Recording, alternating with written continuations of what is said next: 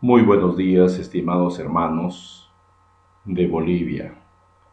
El día de hoy he venido con la sana intención de poder compartir conocimientos acerca de las modificaciones de la norma de diseño sismo resistente del Perú y su impacto en la frontera con Bolivia. Quien les habla, el doctor Jenner Villarreal Castro, profesor extraordinario de la Universidad Privada Antenor Orrego, profesor extraordinario de la Universidad Privada del Norte en mi país, en la ciudad de Trujillo, profesor visitante de 4 universidades acá en este hermano país de Bolivia, 3 universidades en el Ecuador, una en Guatemala, una en Honduras, una en México. Premio Nacional de mi país, otorgado en los años 2006, 2007 y 2008.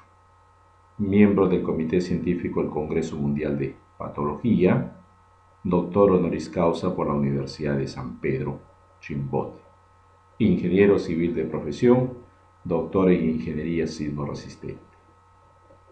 Agradezco a los organizadores de este Congreso Boliviano de Ingeniería Estructural por la cordial invitación para poder venir y disertarles este tema de alta importancia para ustedes en el caso boliviano y también para nosotros en el caso peruano.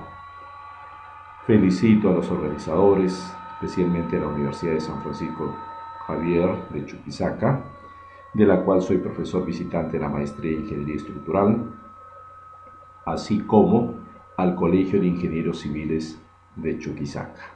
Gracias por la invitación. Espero cumplir con la filosofía de mi tutor, que decía que el buen maestro las cosas difíciles las hace fácil y el mal maestro las cosas fáciles lo hace difícil porque ni él mismo lo entiende. Iniciamos entonces la presente conferencia. Acá tenemos filosofando lo que nos dejó un científico ruso, Klyachkov. Nos decía que a las personas no los mata el sismo, sino los edificios que colapsan. Lo que quería decir Klyachkov era de que a las personas no los mata el sismo, sino los malos ingenieros civiles y arquitectos que proyectan y diseñan y construyen deficientemente y que ocasiona lo que estamos observando, el colapso estructural. Todo colapso nos va a traer pérdidas de vidas humanas y pérdidas materiales. Eso no se permite en ninguna norma de diseño sismo resistente en todo el mundo. El 24 de enero del año 2016, a través del Decreto Supremo número 003-2016 Vivienda, se promulgó la nueva norma técnica de diseño sismo resistente del Perú. Veamos algunos aportes de esta norma en cuanto al análisis estático.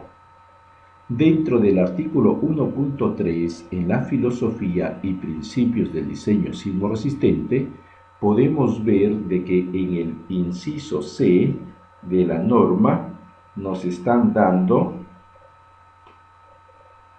un punto importante que nos dice que por más que el sismo sea severo, debe de quedar operativa la edificación esencial. Llamamos edificaciones esenciales a los hospitales. Acá aparecen dos vertientes de cómo garantizar que quede operativo. La primera forma sería utilizando la metodología del diseño por desempeño. En la metodología del diseño por desempeño, primero describimos el diagrama esfuerzo-deformación, luego momento-curvatura, idealizamos las rótulas plásticas y obtenemos a través de la curva de capacidad el nivel de desempeño de la estructura.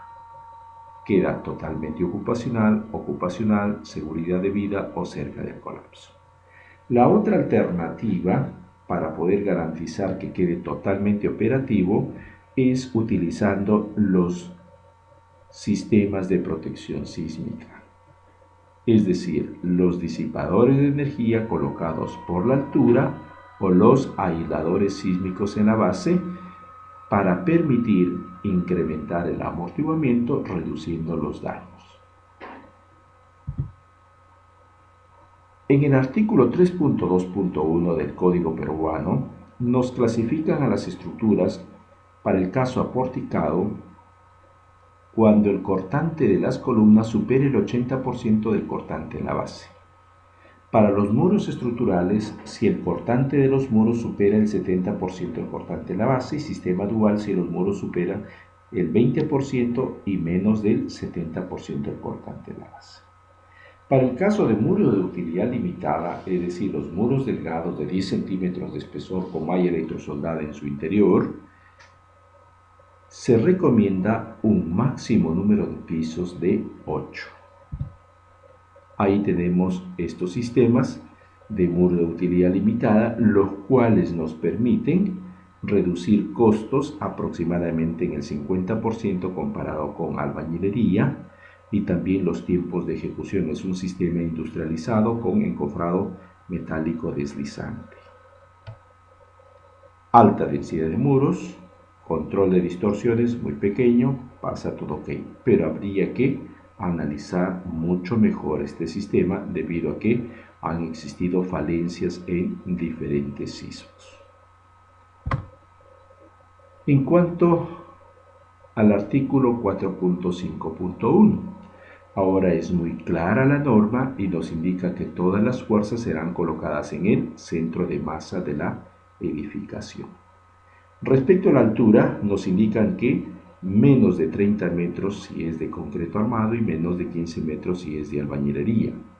Al mismo tiempo, si está ubicado en la zona de más baja sismicidad, en el caso peruano, que es la zona 1, tanto regular como irregular, se puede utilizar el análisis estático. Para el resto de los casos se tiene que hacer el análisis dinámico. En cuanto a la excentricidad, no ha tenido variación alguna, igual que el código boliviano, se considera el 5% de la dimensión en la dirección opuesta a la dirección de análisis, ¿no? Respecto a la estimación del peso, también no ha tenido ninguna modificación. En el artículo 4.3 nos indica que se considerará el 100% de la carga muerta y el 50% de la carga viva si la categoría es A o B. Si la categoría es C, se tomará el 25%, para techos y azoteas también el 25%. Respecto al periodo fundamental, se entiende como periodo al tiempo necesario para realizar un ciclo completo de movimiento. En el artículo 454 nos da el periodo normativo, el cual debemos de determinarlo para ambas direcciones, significa dirección X, dirección Y. H sub n es la altura libre del edificio, significa del nivel 0 hasta la parte más alta, y C sub t es un factor de determinación del periodo fundamental, el cual es 35 para pórticos de acero de concreto, 45 para pórticos de concreto más muros en las cajas de ascensor o escaleras, o pórticos arrostrados de acero, y vale 60 si se trata de albañilería, muros estructurales, sistema dual y muros de utilidad limitada. En la norma nos indican que alternativamente podemos utilizar esta relación, significa que el periodo 2pi y toda esta expresión raíz cuadrada de la suma de los pesos sísmicos por el desplazamiento puro en cada dirección elevado al cuadrado sobre la gravedad suma de las fuerzas por desplazamiento puro. Entiéndase por desplazamiento puro que cuando estamos en el periodo en X, el centro de masa solamente va a tener un solo grado de libertad, que es desplazamiento en X. Y el periodo en Y, cuando el centro de masa tiene un solo grado de libertad, desplazamiento en Y. Al mismo tiempo, en la parte final nos está indicando que cuando no se consideran los elementos no estructurales, debemos todavía esta fórmula de factorarlo por 0.85. Por ejemplo, acá tenemos una edificación regular, que es la que yo planteé para poder analizar el caso peruano y boliviano en la frontera. Tenemos ahí el periodo normativo de 0.457 segundos, periodo informático en X 0.445 segundos, en Y 0.553 segundos. Muy bien, analizando todo ello, vemos una desviación del 21% como máximo, es decir, es menor del 25% que es el permisible. La norma no nos indica que debemos de tomar el periodo normativo, y no el periodo informático. Nos dice alternativamente, significa que cualquiera de los dos. Algunos utilizan el periodo informático y otros utilizamos el periodo normativo. La fuerza cortante en la base. Para la fuerza cortante en la base no ha habido modificación. En el artículo 452 nos están dando que la cortante es el factor de zona, factor de uso e importancia, lo que es el factor de amplificación sísmica, factor del suelo, peso sísmico y factor de reducción sísmica. Pero debe de cumplir para ambas direcciones de que C sobre R es mayor a 0.125 y la cortante debemos determinar tanto para X como para Y. En cuanto al factor de zona, el factor de zona en el Perú está dividido en 4 zonas hoy en día. Tenemos, por ejemplo, para el caso de la frontera con Bolivia, tenemos zona 1, zona 2 y zona 3. Por eso quisimos tomar un término promedio que es la ciudad del Cusco, ¿no? Pues bien, en cuanto al factor de uso o importancia, en el factor de uso o importancia está en la tabla número 5. Un punto especial es que nos indica que para hospitales de los niveles 2 y 3 se tiene que utilizar aislamiento sísmico en la base siempre y cuando estén en las zonas 3 y 4. Si están en las zonas 1 y 2 va a depender de la entidad responsable.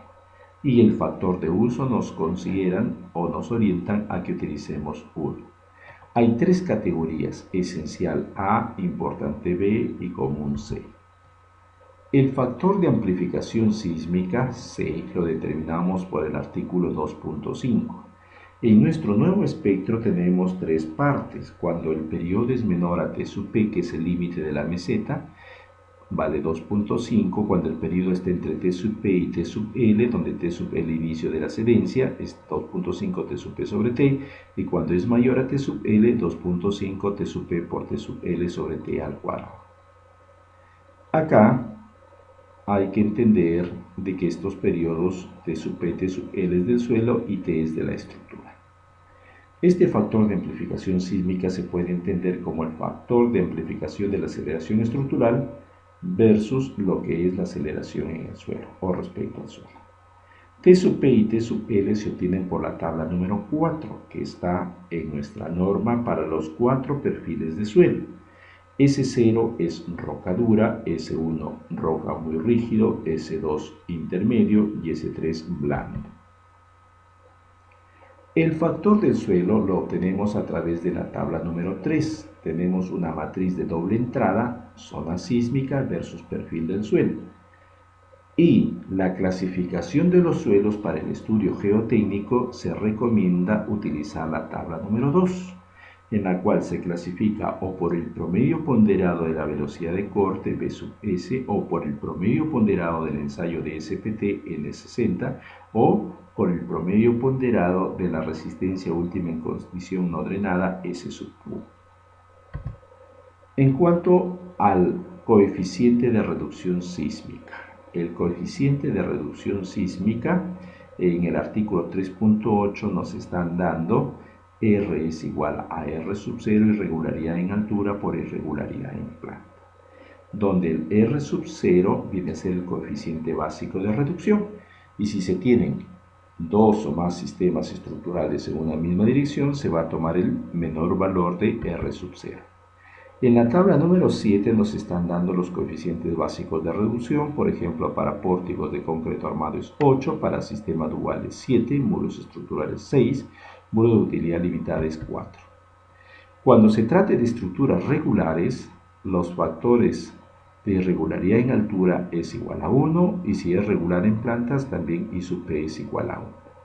Si tenemos varias irregularidades en una dirección, vamos a tomar el menor valor.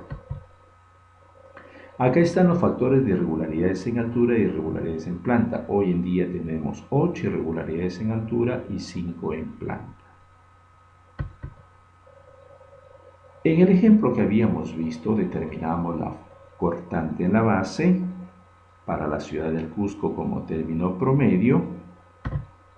Luego, para la distribución de la fuerza sísmica por la altura, 453, que es el artículo que nos describe, Se agrega para el coeficiente alfa un exponente k. El exponente k es igual a 1 si el periodo del edificio es igual o menor a 0.5 segundos. Si es mayor a 0.5 segundos es 0.75 más 0.5t y debe ser menor que 2. Nótese que la altura viene a ser de la losa hasta el nivel 0, como un brazo de palanca, y P es el peso sísmico. Luego, la fuerza sísmica la determinamos para ambas direcciones con este coeficiente alfa por la cortante a la base. Hay que entender que la suma de los coeficientes alfa debe ser igual a 1 y que la suma de las fuerzas debe ser igual a la cortante. Determinamos para este ejemplo las fuerzas sísmicas y su excentricidad accidental. En cuanto a los desplazamientos laterales, para el desplazamiento lateral en el artículo 5.1 de nuestra norma nos indica que si la estructura es regular, se tiene que factorar por 0.75 de R, y si es irregular, se tiene que factorar por R los desplazamientos laterales elásticos, de tal manera de convertirlo en inelásticos o conocidos también como desplazamientos reales. Y luego verificar la distorsión de entrepisos, que está en la tabla número 11, los valores límites. Para concreto armado es de 7 sobre 1000, acero 10 sobre 1000, albañilería 5 sobre 1000, madera 10 sobre 1000 y muro de utilidades limitadas 5 sobre 1000. Las distorsiones pasaron ok y ahí están las fuerzas de diseño por sismo. En cuanto a lo que es los edificios, nos indica que debemos de considerar una junta sísmica de 6 sobre 1000 de la altura de impacto, es decir, mayor a 3 centímetros. En el análisis dinámico, ¿qué cosas nuevas hay en nuestra norma? Para el análisis dinámico nos indica que debemos de considerar un número mínimo de modos de vibración donde se supere el 90% de la masa participativa y considerar un amortiguamiento del 5%. Un aproximado para el periodo fundamental del modo 1 es de que es aproximadamente igual a 0.1 el número de pisos en segundos. Calculamos las masas si el sistema es regular o es irregular por las fórmulas ya conocidas y la aceleración espectral. Hay dos formas, directamente la aceleración espectral o si no como un factor de escala como lo que se muestra en esta diapositiva por el factor de amplificación sísmica C. Para ello construimos el espectro por la fórmula ya conocida y multiplicamos por el factor de escala.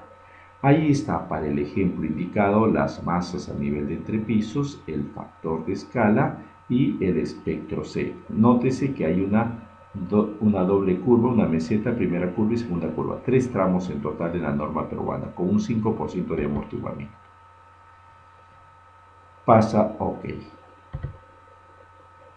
La norma también nos indica de que debemos de verificar que el cortante dinámico sea mayor al 90% del cortante estático si el edificio es regular o mayor al 100% del cortante estático si el edificio es irregular.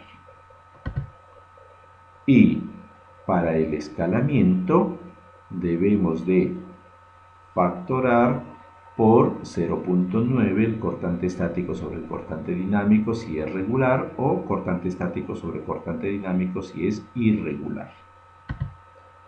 En la norma o la propuesta que hizo el ingeniero Rolando Grandi Gómez acerca de la norma de diseño sísmico de Bolivia, publicada en noviembre del año 2015 y avalada por el Colegio de Ingenieros Estructurales de Bolivia.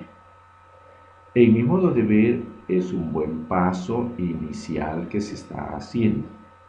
Todas las normas son perfectibles, por lo tanto el comentario que haga a vuestra norma no significa una crítica destructiva, sino al contrario, un pequeño aporte que pudieran tomarlo en consideración para una mejora de la misma.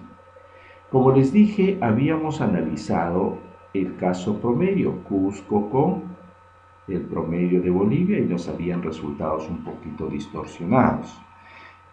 Analizando el mapa sísmico de Bolivia, vemos que en la frontera con el Perú tienen zonas 2, zona 1, zona 3 y zona 0. Para la zona 0, un factor de zona de 0.015 como fracción de la gravedad, la zona 1 de 0.050, la zona 2 de 0.1 y la zona 3 de 0.15. Acá están los factores de suelo, es decir, analizamos el mismo edificio y ahora en la frontera Ciudad Puno versus La Paz, de tal manera de que en la frontera veamos el resultado comparativo. El factor del suelo S, ahí tenemos. El factor de importancia también tienen 3 categorías A, B y C. Utilizamos el edificio con el mismo uso que se tiene, el mismo perfil de suelo, la misma geometría, mismas características, todo igual, ¿no? Solamente frontera Perú-Bolivia. Y la aceleración para La Paz es de 0.1 como fracción de la gravedad. El espectro que se tiene para Bolivia está compuesto por 4 partes. Una primera zona lineal ascendente, luego una meseta, una curva y finalmente una línea constante, recta, horizontal. Pues bien, construimos también el espectro para el caso de La Paz. Para las aceleraciones espectrales máximas en el artículo 9.1.4.2 nos indica que se tiene que factorar por ese factor de importancia sobre el factor de comportamiento y por la gravedad. El factor de comportamiento está en el concreto, en la parte final de dicha norma, ¿no? Y para los espectros obtenidos anteriormente nos indica que debemos multiplicar por el factor de importancia sobre el factor de comportamiento.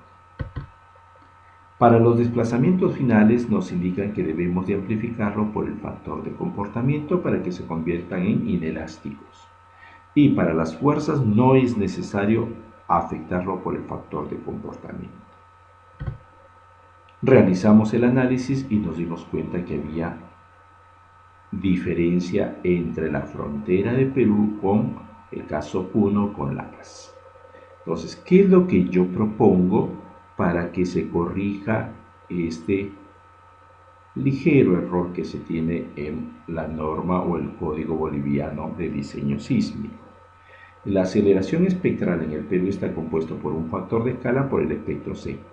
El espectro para La Paz por el factor de escala, pero este factor de escala no es el factor de importancia como nos indica sobre el factor de comportamiento, sino también tiene que estar afectado por la gravedad y solamente sobre el factor de comportamiento. Solamente así llegamos a una congruencia en cuanto a las normas, ¿no?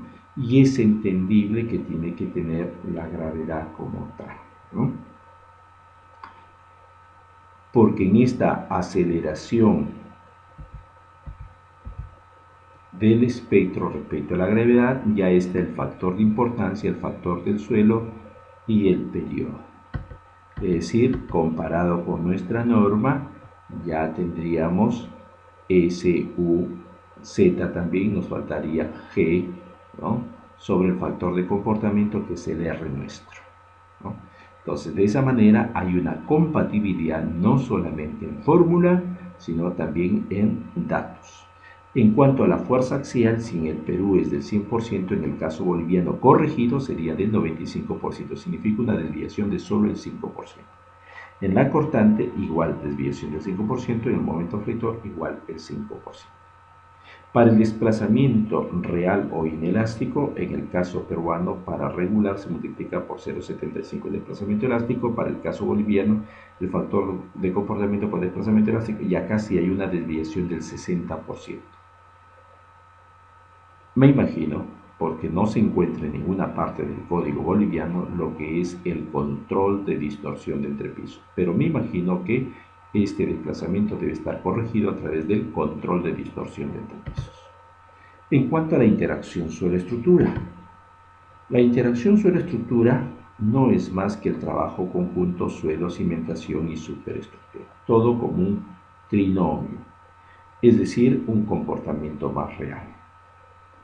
En cuanto a la norma de diseño sismo resistente del Perú, en el artículo 4.7.2 nos dan el modelo para el análisis y nos indica que se puede considerar la flexibilidad del sistema de cimentación si fuera pertinente. En pocas palabras, queda bajo responsabilidad del ingeniero estructural.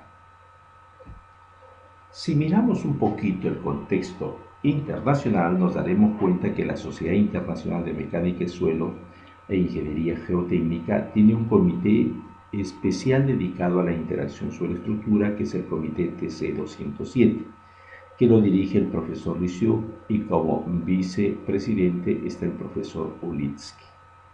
El profesor Ulitsky es hoy en día la persona más importante en interacción suelo-estructura a nivel mundial, y tengo el altísimo honor de que el profesor Ulitsky haya sido una de las personas que haya avalado mi disertación doctoral. En la parte inferior está la dirección de la web de este comité técnico TC207. ¿Qué es lo que se hace en el Perú? En el Perú se utiliza el modelo de Winkler y en algunos casos el modelo de Pasternak. El modelo de Winkler tiene un balasto vertical y el Pasternak balasto vertical y balasto lateral. Se determina a través de distintos usos de programas lo que es los asentamientos. Ahí tenemos con el programa SAFE. También se determinan las presiones o los esfuerzos, el control de punzonamiento y los esfuerzos y el diseño final. Miremos un caso. Este mismo edificio, por el modelo de Winkler, está en mi texto de Ingeniería Sismo Resistente, y por el modelo de Pasternak, considerando los resortes en todo el contorno del lado izquierdo y lado superior. Veamos la diferencia. Es mínima en cuanto a los periodos de vibración, es mínima en cuanto a desplazamiento lateral y es mínima en cuanto a esfuerzos o fuerzas internas por sismo.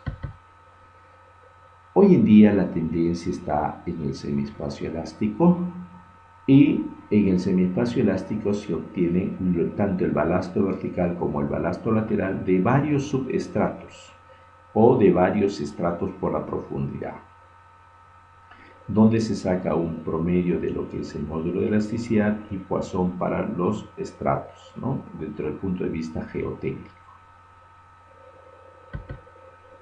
¿Qué es lo que nos dan cuando utilizamos la interacción suelo-estructura? Acá tenemos para distintos modelos dinámicos con 6 grados de libertad. Tenemos que los desplazamientos se van a incrementar, los esfuerzos en el caso del momento flector se van a reducir, se va a poder elegir, o en el caso de una cimentación tipo platea, se va a optimizar el espesor o el peralte de la platea, ¿no? Por ejemplo, en este caso tenemos espesor de 40 centímetros, 50 y 60. Se supone que las fuerzas internas, debido a la interacción, deben de ser menores. En el caso de 40 y 50 salen mayores, en el caso de 60 salen menores en dos modelos, norma rusa y modelo del profesor Barkan, que son modelos validados por la comunidad científica internacional respecto al tema de interacción suelo-estructura. ¿Qué más podemos hacer con la interacción suelo-estructura?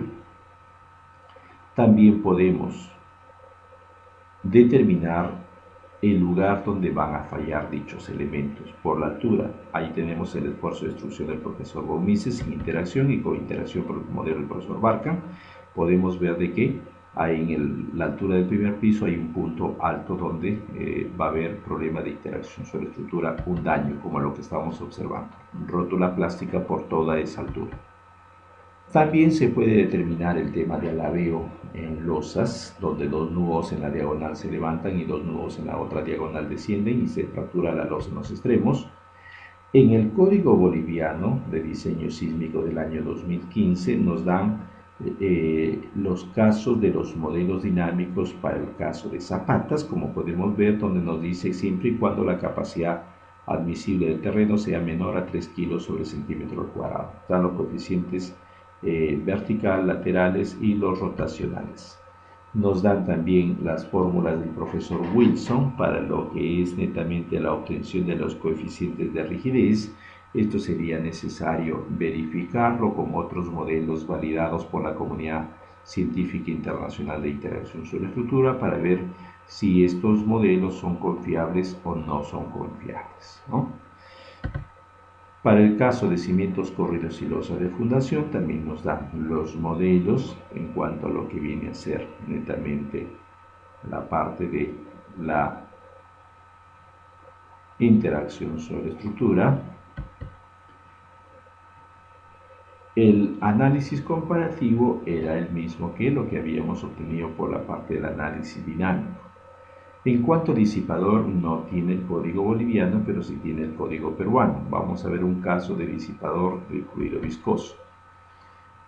En nuestra norma, en el artículo 3.9, nos indica que se permite el uso de disipadores y aisladores en nuestro país y para ello nos orientan a utilizar el código de la Sociedad Americana de Ingenieros Civiles, pero previamente nos dice que debemos de cumplir con la cortante en la base mínima y la distorsión de entrepisos. Estos sistemas lo que van a hacer es incrementar el amortiguamiento entre un 20 y un 40%, reducir los esfuerzos de diseño por sismo, reducir los desplazamientos, reducir los daños en cuanto a equipamiento y elementos no estructurales, reducir volúmenes de concreto y acero, retorna a su posición inicial post-sismo, es fácil de realizar un montaje de instalación y pueden ser bastante estéticos.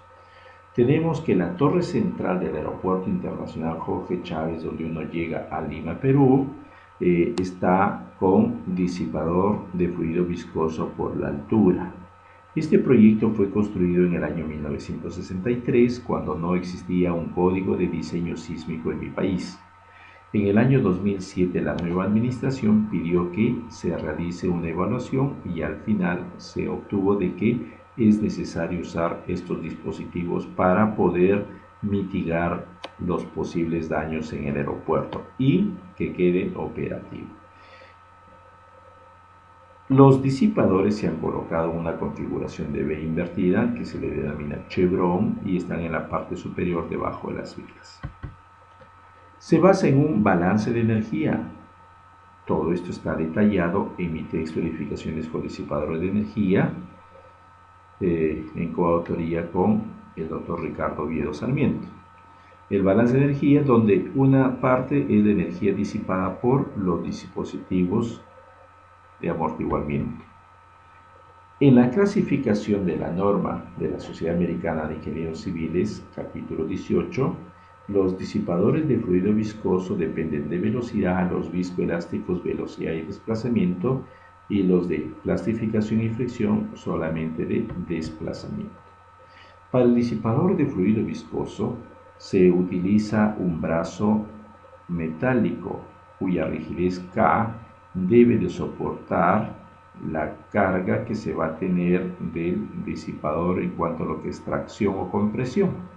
Y el disipador lo que nos aporta es el amortiguamiento, como habíamos dicho, entre el 20 y el 40%. Menor del 20% es suficiente rigidizando la estructura, mayor del 40% no es necesario tanto uso de disipador. Habría que, de todas maneras, hacer una reconfiguración estructural. La fórmula o la ecuación general para este dispositivo es fuerza igual coeficiente de amortiguamiento por velocidad elevado al exponente de velocidad alfa. Se utiliza la metodología del diseño por desempeño para poder obtener la distorsión objetivo, nivel de sismo de diseño versus nivel de comportamiento esperado. Acá tenemos la relación daño-distorsión de la metodología HASUS, nivel de diseño versus la distorsión que voy a tener para los diferentes tipos de daños esperados. En la norma nos indica en el artículo 4.7.1 el uso de los registros acelerográficos. y nos recomiendan utilizar como mínimo 3 conjuntos de registros acelerográficos con las dos componentes en las direcciones ortogonales. Para ello nos indica también que debemos de considerar un factor R igual a 1 para escalar al espectro de diseño. Ahí tenemos la componente ortogonal para el primer caso, componente ortogonal para el segundo caso, que es este sentido inverso. Calculamos las propiedades del disipador, coeficiente de rigidez, coeficiente de amortiguamiento por el FEMA 273-274 y el exponente alfa que vale 0.5. El coeficiente de rigidez, ahí está, rigidez axial sobre la longitud del brazo metálico. Luego tenemos que escalar el acelerograma al espectro de diseño, como se muestra en este gráfico, utilizando algún programa de escalamiento como el Sysmomatch. Hay otros programas también confiables en la red y son de libre descarga. Tenemos también el balance de energía, debe de estar por el 20%, en este caso muy pequeño. Se tiene que verificar el comportamiento histerético de cada disipador de tal manera que trabaje efectivamente como tal y no quede como lo que aparece acá en la primera planta. En lugar de trabajar como viscoso, trabaja como viscoelástico. Con solamente cambiar la configuración ya se corrigió esa anomalía. Va a reducir distorsiones, fuerzas internas. Agrupamos por niveles de fuerza. Cotizamos, para ello los fabricantes nos exigen como un máximo de la deformación interna del disipador de 5 centímetros. En cuanto a aislador, vamos a hablar de un solo caso, que es el de núcleo de plomo. Tenemos distintos edificios aislados en el Perú. Una de las empresas más importantes es Graña y Montero en mi país, el cual su edificio administrativo cuenta con aislador con núcleo de plomo. El campus de la Universidad Tecnológica en Lima también tiene aislador con núcleo de plomo. El Centro de Información de la Facultad de Ingeniería Civil de la Universidad Nacional de Ingeniería también tiene aislador con núcleo de plomo. Y ha llegado a los edificios multifamiliares, como el caso de edificio multifamiliar Madre, en el cual también se tiene aislador pero de alto amortiguamiento. Dentro de los aisladores elastoméricos tenemos el de bajo amortiguamiento, el de núcleo de plomo y el de alto amortiguamiento. Vamos a ver el de núcleo de plomo. En el de núcleo de plomo tenemos que el núcleo de plomo es el que va a disipar la energía.